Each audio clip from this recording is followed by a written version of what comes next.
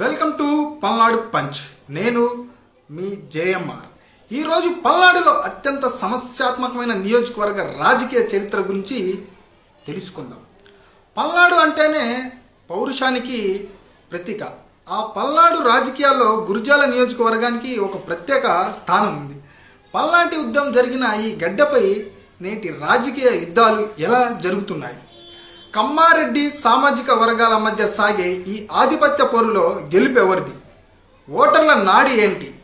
ఈరోజు మన వీడియోలో గురజాల నియోజకవర్గ పూర్తి రాజకీయ చరిత్రను లోతుగా 1955 నుంచి 2024 వరకు విశ్లేషిద్దాం. ఈ విశ్లేషణపై మీ అభిప్రాయం ఏంటి? కామెంట్స్ రూపంలో తెలియజేయండి. మరిన్ని పొలిటికల్ అప్డేట్స్ కోసం మా ఛానల్ పల్నాడు పంచ్ని సబ్స్క్రైబ్ చేసుకోండి. నర్సరావుపేట లోక్సభ పరిధిలోని జనరల్ అసెంబ్లీ నియోజకవర్గం గురజాల. ఈ నియోజకవర్గంలో గురజాల, దాచపల్లి, పిడుగురాళ్ల, మాచవరం మండలాలు ఉన్నాయి. అందులో 2,70,000 పైచీలకు ఓటర్లు ఉన్నారు. సంఖ్యాపరంగా చూస్తే ముస్లిం, కాపు, రెడ్డి, కమ్మ, వైశ్యులు ప్రధానంగా ఉన్నప్పటికీ ఇక్కడ పోటీ మాత్రం దశాబ్దాలుగా కమ్మారెడ్డి సామాజిక వర్గాల మధ్య సాగుతుంది.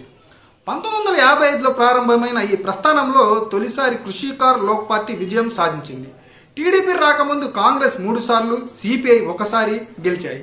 విచిత్రం ఏమిటంటే ఈ నియోజకవర్గంలో వైశ్యులు 2 సార్లు, యాదవులు 2 సార్లు ఎమ్మెల్యేలుగా గెలిచి తమ సత్తా చాటారు. 1983లో టీడీపీ ఆవిర్భవించిన తర్వాత జరిగిన 10 ఎన్నికల్లో టీడీపీ 6 సార్లు జయకేతనం ఎగరవేసింది. ఇందులో ఎరపతినేని శ్రీనివాసరావు పేరు ప్రధానంగా వినిపిస్తుంది. ఆయన ఇక్కడ 4 సార్లు ఎమ్మెల్యేగా గెలిచి రికార్డు సృష్టించారు. మరోవైపు కాంగ్రెస్ నుంచి జంగా కృష్ణమూర్తి బలమైన నేతగా ఎదిగి 2 సార్లు విజయం సాధించారు. వైసీపీ 1 సారి గెలిచింది. 2014లో టీడీపీ అభ్యర్థి ఎరపతినేని 7,187 ఓట్ల మెజార్టీతో జంగా కృష్ణమూర్తిపై గెలిచారు.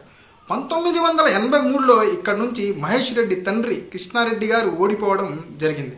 2019లో రాజకీయ ముఖ చిత్రం మారింది. కాసు కుటుంబానికి ఉన్న పట్టుతో కాసు మహేష్ రెడ్డి వైసీపీ నుంచి పోటీ చేసి 28,613 ఓట్ల భారీ మెజార్టీతో ఎరపతినేనిని ఓడించి తొలిసారి ఇక్కడ వైసీపీ జెండా ఎగరవేశారు. జనసేన అభ్యర్థికి 12,503 ఓట్లు, బీజేపీ అభ్యర్థికి 1,096 ఓట్లు వచ్చాయి. 2024లో పల్నాడు రాజకీయం మళ్లీ మలుపు తిరిగింది. సిట్టింగ్ ఎమ్మెల్యే కాసు మహేష్ రెడ్డిపై కూటమి టీడీపీ అభ్యర్థి ఎరపతినేని శ్రీనివాసరావు 29,486 ఓట్ల భారీ మెజార్టీతో గెలిచి తన పట్టును నిరూపించుకున్నారు. చూశారుగా, 1999లో జరిగిన ఎన్నికల్లో 131 ఓట్ల స్వల్ప మెజార్టీ నుంచి దాదాపు 30,000 ఓట్ల భారీ మెజార్టీ వరకు గురజాల ఓటర్లు ఎప్పుడూ విభిన్నమైన తీర్పునిస్తూనే ఉన్నారు.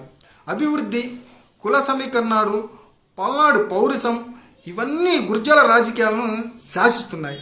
రాబోయే రోజుల్లో ఈ గడ్డపై రాజకీయ సమీకరణాలు ఎలా ఉండబోతున్నాయో వేచి చూడాలి.